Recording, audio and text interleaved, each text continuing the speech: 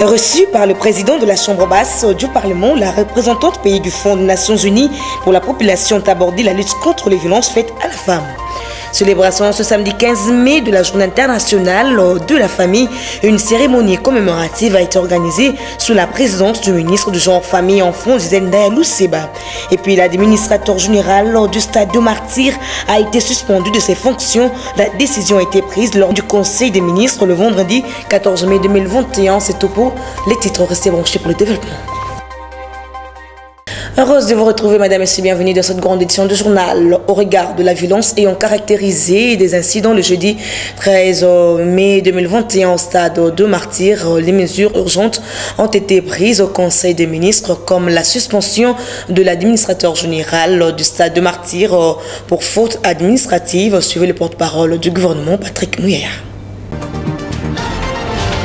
Le Premier ministre a suivi avec peine, alors qu'il séjournait dans le Haut-Katanga et le Lualaba, les incidents qui ont émaillé la célébration de la fin du Ramadan au stade de Martyrs de Pentecôte à Kinshasa. Après en avoir informé le président de la République, le chef du gouvernement a instruit la vice-première ministre, ministre de l'Environnement et du Développement durable, de tenir en urgence une réunion du Conseil des sécurités pour passer en revue cette situation et prendre des mesures qui s'imposent. Il a sur ce point donné la parole à la ministre qui a expliqué le contexte ayant conduit à ces dérapages. Il s'est agi d'un conflit persistant et permanent de leadership entre les deux ailes dirigeantes de la communauté musulmane du Congo, Komiko. Malgré l'implication du gouverneur de la ville, à la veille de cette célébration, les deux camps n'ont pas pu s'accorder. Les bilans recueillis ce matin fait état du décès d'une dame de 81 ans à l'hôpital général de référence de Kinshasa ex-Mamaemo, subséquemment à ces tristes événements. Il a été dénombré 46 policiers blessés, dont 8 dans un état grave et 1 en soins intensifs. Ces derniers ont été lynchés et a essuyé des coups violents de tout genre. 11 véhicules d'intervention de la police ont été endommagés et un autre a été calciné. Après la réunion du Conseil des sécurités, la délégation gouvernementale s'est rendue au chevet de policiers touchés pour leur témoigner de la solidarité du gouvernement. Le Conseil de ministres a salué et rendu hommage au personnel médical de HG Hospital pour la promptitude avec laquelle il a pris en charge les policiers blessés. Entre-temps, 34 présumés auteurs de ces actes répréhensibles, dont 3 mineurs, ont été interpellés par les forces de l'ordre et placés en détention provisoire. Au regard de la violence qui a caractérisé ces incidents, des mesures urgentes ont été prises. Il s'agit notamment 1. De l'organisation d'un procès en flagrance en charge des auteurs des violences décriées. Les mineurs impliqués seront jugés devant les tribunaux pour enfants. 2. De la suspension de l'administrateur général du stade de Martyrs de la Pentecôte pour sa responsabilité dans la double perception des frais d'occupation du stade par les deux camps antagonistes au même endroit et au même moment. 3. De la poursuite des investigations pour déceler toutes les éventuelles complicités. La ministre de la Justice a été en outre chargée de proposer au gouvernement de la République des mesures à l'encontre de ces deux comités antagonistes et dont les divergences sont l'élément déclencheur de ces drames. Dans le même registre, le ministre de l'Enseignement supérieur et universitaire Mohindo Nzangi a proposé au Conseil des ministres la réactivation de la prime de recherche pour les enseignants et relance de la bourse des étudiants. Suivez les porte-paroles du gouvernement une fois de plus. Les propositions attendues du ministre de l'Enseignement supérieur et universitaire sur les orientations du président de la République en rapport avec la production des syllabus et la mobilité des étudiants.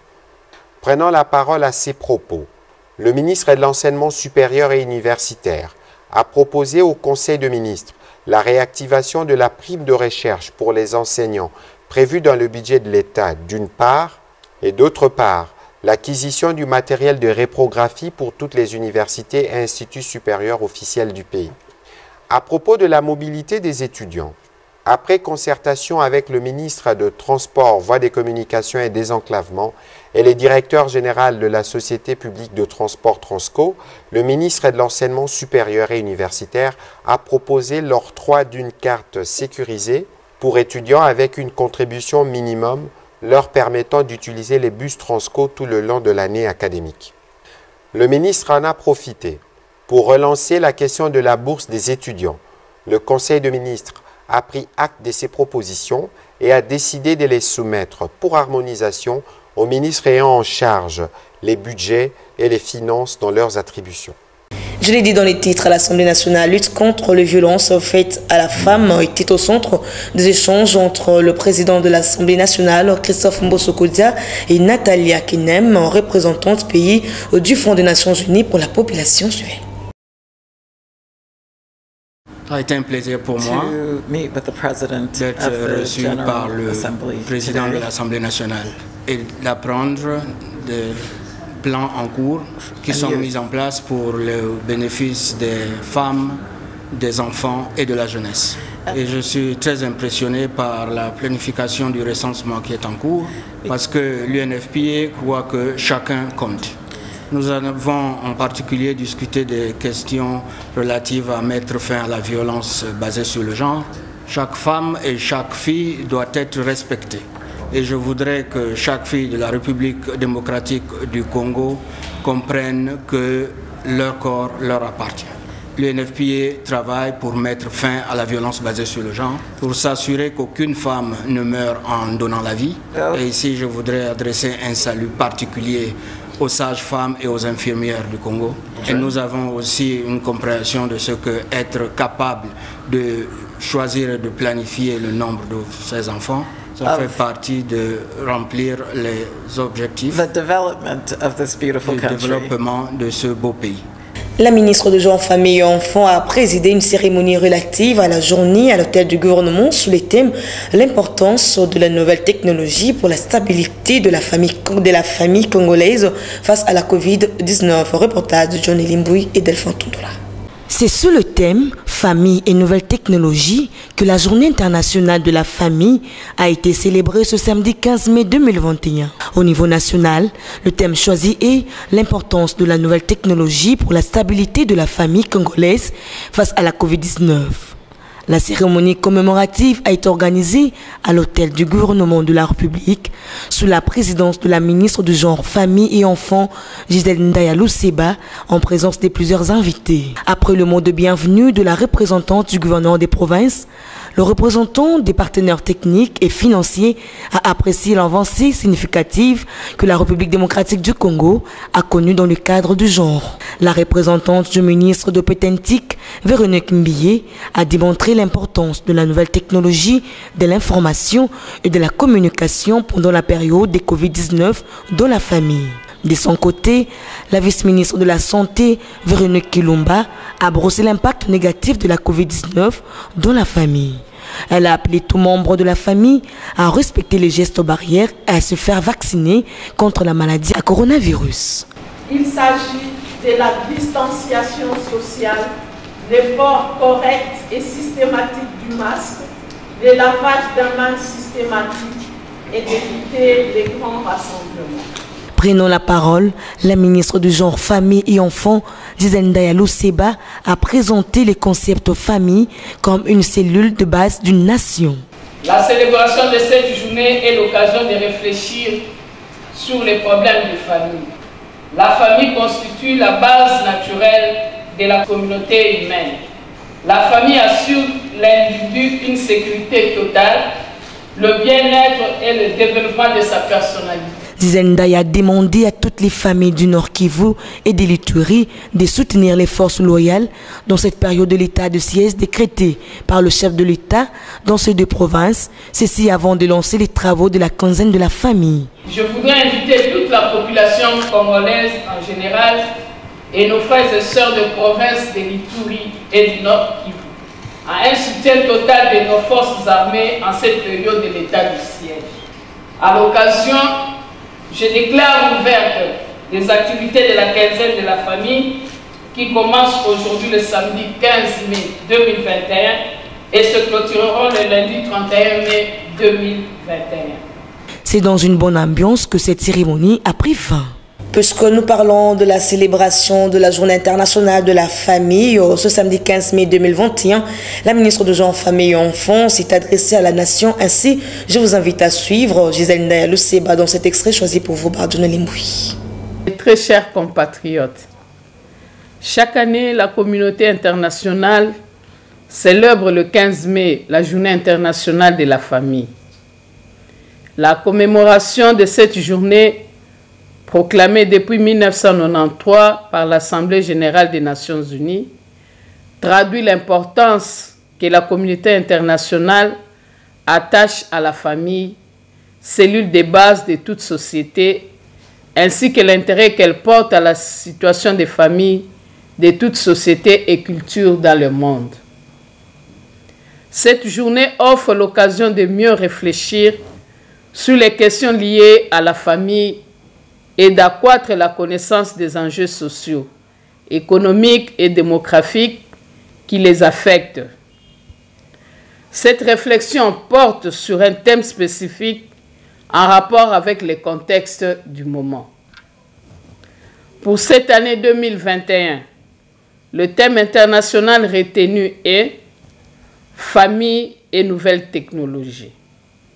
En effet, les nouvelles technologies impactent la vie des familles dans le monde entier. Il est donc important que les familles s'adaptent au numérique, dont l'évolution est exponentielle, mais qui désormais fait partie de la vie quotidienne, améliore celle-ci et la rend plus facile à vivre. Dans notre pays, à ce terme international, le gouvernement a intégré l'effet de la pandémie Covid-19 en retenant le thème national suivant. Importance des nouvelles technologies pour la stabilité des familles congolaises face à la Covid-19. Pour le ministère du Genre, Famille et Enfants, ce thème national traduit la volonté du gouvernement de stabiliser la famille, cellule de base de notre nation dans les contextes particuliers de la République démocratique du Congo, caractérisée par l'insécurité dans certaines parties du territoire national et la persistance de la pandémie à Covid-19. D'un ministre à un autre, le vice-ministre des Affaires étrangères Sami Adoubango appelle la population de l'Ituri à soutenir les FARDC et à adhérer à la décision prise par le chef de l'État Félix-Antoine Tshisekedi Tshilombo proclamant l'état du siège. Suivez-la. Chers frères et sœurs ituriens, depuis plusieurs années, notre chère province peine à décoller suite à une insécurité persistante qui n'a cessé de nous endeuiller. L'heure a sonné pour que nous puissions nous lever et œuvrer pour la restauration de la paix dans notre chère province. Soutenons nos forces armées de la République et appuyons la mesure prise par le chef de l'État, commandant suprême concernant l'état de siège à Ituri ainsi que dans la province du Nord Kivu. En tant que représentant de la province de l'Ituri dans le gouvernement de l'Union sacrée de la nation et digne fils du terroir, je lance ici un appel à ceux qui ont pris les armes de quitter les groupes armés et de déposer leurs armes auprès des autorités établies. Que personne ne vous trompe, on ne défie pas l'État. La division, la haine, le tribalisme nous fragilisent et réduisent nos efforts. Halte à ces antivaleurs. L'Ituri reste notre patrimoine commun que nous devons absolument protéger contre les ennemis. Dois-je vous rappeler que le sang qui coule dans nos veines est un sang iturien qui nous impose l'unité légendaire.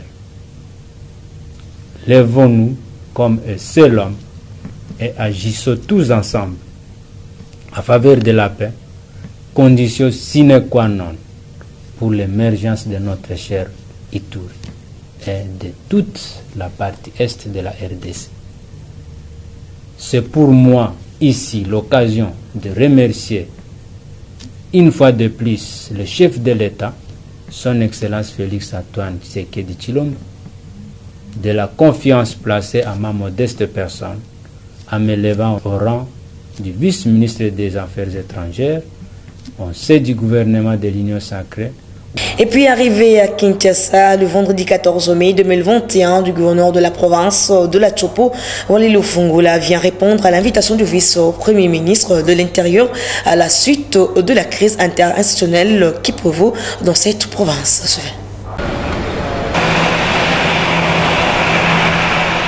Arrivé à Kinshasa ce vendredi 14 mai 2021 du gouverneur de la province de la Chopo, venant fraîchement de Kisangani. Au pied d'avion, Waly Lufungula a affirmé être venu dans la capitale congolaise répondre à l'invitation du vice-premier ministre de l'Intérieur à la suite de la crise interinstitutionnelle qui prévaut dans cette province. Comme vous le savez tous, notre assemblée provinciale brille par cette façon de faire. Apparemment, on a l'impression que le travail que cette assemblée sait faire le mieux, c'est de voter des motions. Alors qu'ils ont des attributions reconnues par les textes légaux et réglementaires. Et vous savez que quand il y a vote de motion comme ça, c'est la province qui est paralysée. Au lieu de focaliser l'attention sur l'essentiel, c'est-à-dire le développement de la province, on paralyse les provinces par des motions inutilement. Ce dernier a aussi saisi l'occasion à appeler la population chopolaise à vaquer paisiblement à ses occupations. C'est demander à la population de rester calme, de vaquer normalement à ses occupations. Nous sommes venus répondre à l'invitation du ministère de l'Intérieur et en même temps, nous attendons l'issue du procès qui est au niveau de la Cour constitutionnelle. Et nous avons la ferme assurance que dans les jours à venir, tout sera réglé et nous allons regagner Kisangani. Pour rappel, en date du 22 avril 2021, le vice-premier ministre de l'Intérieur sortant, Gilbert Kakonde, avait émis un télégramme très controversé suite à des irrégularités. Ce télégramme prenait acte de la motion de défiance contre Waly Lufungula, confiant ainsi l'intérim au vice-gouverneur Maurice Abiboussa Kapela. Pourtant, il s'agissait plutôt d'une motion de censure adressée au gouvernement provincial et non au gouverneur de province, ce que Waly Lufungula n'avait pas considéré. Pendant ce temps, le vice-gouverneur Abiboussa Kapela s'est considéré déjà être gouverneur intermédiaire de la Chopo. Face à cette cacophonie, le vice-premier ministre de l'Intérieur entrant à Selo Okito a lancé le 11 mai dernier un nouveau télégramme au gouverneur de la province de la Chopo, Waly Lufungula, et au vice-gouverneur Abiboussa Kapela pour permettre le fonctionnement harmonieux de la province de la Chopo conformément aux textes légaux. Dans l'actualité aussi, Ensemble pour la République, parti cher à Moïse Katumbi lance sa grande campagne nationale d'adhésion. La cotisation minimale pour en devenir membre a été à $1. Suivi le secrétaire général Dieudonné Bolengetenge. L'inscription sur les registres de membres ou dans les registres de membres qui est gratuite. L'adhésion est gratuite. L'obtention d'une carte de membre est payante. Chaque membre doit acquérir sa carte et la production de la carte a un prix. Nous ne pouvons pas donner l'impression que notre parti n'a pas besoin de ses membres. Notre parti a besoin de ses membres, a besoin de la disponibilité de ses membres et de la contribution de ses membres. Chacun doit faire un effort qui démontre qu'il a voulu être ces membres-là. Il peut donc payer pour sa carte. À ce sujet, la majeure partie des membres est appelée à obtenir sa carte à $1 pour l'équivalent de $1 américain, soit 2000 francs. Au moment où les cartes seront produites, donc à partir de la dernière semaine du mois de mai, elles pourront être obtenues pour l'équivalent de $1 américain. Mais une autre catégorie de membres peut acheter aussi sa carte pour $25. Ce que nous appelons communément VIP. Moi, je suis député national, je peux obtenir ma carte à 200 000 francs ou l'équivalent de $100. Donc en fait, ce système est voulu parce que la production de la carte nous coûte à peu près $3. Donc la carte du membre ordinaire est en quelque sorte subventionnée par la contribution des membres qui paient leur carte à un prix un peu plus élevé. Donc on peut obtenir une carte à $1, on peut l'obtenir à $25, on peut l'obtenir à $100. Il y a certainement des gens qui vont avoir une carte spéciale qui peut payer $1,000 ou 5,000 ou $10,000. Mais ce qui est important à savoir, c'est qu'au moment où vous prenez votre carte, vous pouvez également faire votre souscription pour vos cotisations au parti. Revenons sur cette information, la coalition Lamouka a rendu hommage aux victimes de massacres de la partie est de la République démocratique du Congo à travers une messe d'action de grâce dite dans la cathédrale Notre-Dame du Congo le vendredi 14 mai dernier à Kinshasa. À l'occasion de la fête de Saint-Mathias, pour célébrer l'amour et la paix, une messe d'action de grâce a été dite ce vendredi 14 mai 2021 par le président de la Mouka en signe d'amour et pour prier afin que la paix règne à l'est de la République démocratique du Congo. Tiré du livre des Actes des Apôtres au chapitre 1er, versets 15 à 17 et de 20 à 26, l'officiant du jour a prêché sur l'amour tout en montrant comment Christ, qui était le Maître, a prouvé cet amour pour ses brebis afin que l'amour et la paix règnent sur toute la terre. C'est de la vie au service de l'amour. Et nous aussi, nous sommes au service de la paix sur la terre, au service de la paix dans nos familles, au service de la paix dans notre monde. Présents à cette messe d'action de grâce, les cadres et membres de la Mouka, du président de la Fondation de l'amour et la paix à l'est du pays, qui dans son mot a remercié le président de la Mouka de les avoir accompagnés dans cette lutte pour la paix à l'est de la République démocratique du Congo. Nous prenons la parole au nom de vos frères congolais de l'est de la République, au nom de vos frères congolais qui souffrent, qui sont persécutés, qui sont chassés de leur terre, qui sont décapités nuit et jour. Nous prenons cette parole spécialement pour dire merci, un grand merci au présidium de la Mouka qui, depuis que nous nous battons pour que la paix revienne chez nous à l'est de la République, sont avec nous et nous accompagnent tous les temps. Il faut dire que cette messe d'action de grâce a été organisée à mémoire de tous les compatriotes de l'Est qui meurent du jour au jour et ceux-là qui ont sacrifié leur vie pour le maintien de la paix à l'Est de la République démocratique du Congo. Rendons-nous en Ituri. Au fond, les FARDC ont mené un assaut le vendredi 14 mai 2021 contre les positions de la milice Codeco en Ituri. Ils ont récupéré les armes de guerre et quelques miliciens neutralisés. Reportage. La force de frappe des FARDC n'est plus à démontrer. Au total, 6 éléments des groupes armés ont été neutralisés, 3 armes AK et plusieurs armes blanches récupérées par les forces armées lors d'une attaque menée au front nord et sud en territoire de Djougou et Irumu. Tôt le matin de ce vendredi, l'armée a lancé une offensive contre un groupe de la milice Codeco aux environs du village Ala, situé à 35 km au nord-est de Djougou Centre, groupement de Djouna, secteur Walendu Piti, où 2 éléments Codeco neutralisés et une arme AK-47 récupérée par les forces loyalistes. Par ailleurs, au front sud de Irumu, l'armée a mis en déroute un groupe de milices FPIC lors d'une patrouille de combat menée dans la zone de Massia, Nongo, Nyakoundé, à 52 km au sud de Bounia, chefferie Andisoma, en territoire d'Irumu. Ici, 4 miliciens FPIC ont été neutralisés et 2 armes AK-47 récupérées par l'armée loyaliste. Comme le confirme le porte-parole des opérations militaires en Ituri, le lieutenant Jules Ngongo. Sur le théâtre des opérations, les forces armées sont résolument décidées pour traquer les ennemis et le poursuivre jusqu'à leur dernière cachette. Et partout où ils seront, nous serons là et ils seront délogés. Ces opérations sont menées à la lettre et à l'esprit au respect de règles internationales, humanitaires, mais aussi les règles d'engagement qui constitue notre critère du succès au sein des forces armées. Pour les gouverneurs de l'Ituri et commandant des opérations, le lieutenant-général Johnny Luboya, tous les éléments des groupes armés sont appelés à déposer les armes, et cela sans condition, au risque de subir la puissance de feu des FARDC, déterminés à en finir avec l'insécurité dans cette partie de la République. Les opérations se poursuivent et tous les groupes armés sont appelés à déposer les armes avant les pires.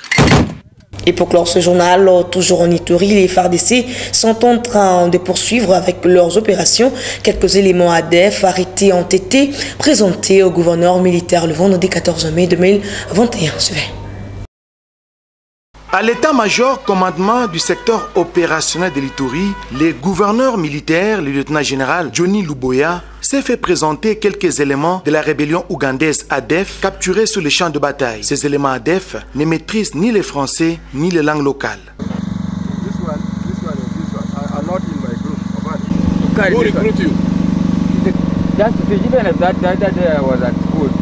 La visite guidée des différents bureaux a permis aux nouvelles autorités militaires de la province de se faire une idée sur les besoins prioritaires de ce secteur opérationnel. En avant, passe la droite. Des retours au cabinet, l'autorité provinciale a échangé avec plusieurs délégations. Dans la foulée, celle du STAREC qui a présenté la situation sécuritaire dans la province de l'Ituri. Les deux parties se sont engagées dans la stabilisation de cette région, écumée par des groupes armés nationaux et étrangers. Comme vous le savez, la stabilisation qui intervient dans le cadre de la sécurité, restauration de l'autorité de l'État, mais aussi les enjeux autour des groupes armés encore actifs dans la province de l'Ituri. Et troisième chose, c'était aussi recueillir de l'autorité un message clair par rapport au mode opératoire, le niveau de partenariat en collaboration avec les partenaires impliqués dans la stabilisation. Une rencontre immortalisée par cette photo de famille, comme pour dire l'union fait la force. Vous avez certainement compris que ce journal a touché à sa fin. Vous nous avez pris en cours de diffusion. Voici l'essentiel du titre. Reçu par le président de la Chambre basse du Parlement, la représentante pays du Fonds des Nations Unies pour la population ont abordé la lutte contre les violences faites à la femme. Célébration ce samedi 15 mai de la journée internationale de la famille. Une cérémonie commémorative a été organisée sous la présidence du ministre de Genre, Famille et Enfants, Zizendaya Lusiba. Et puis l'administrateur général du stade de Martyr a été suspendu de ses fonctions.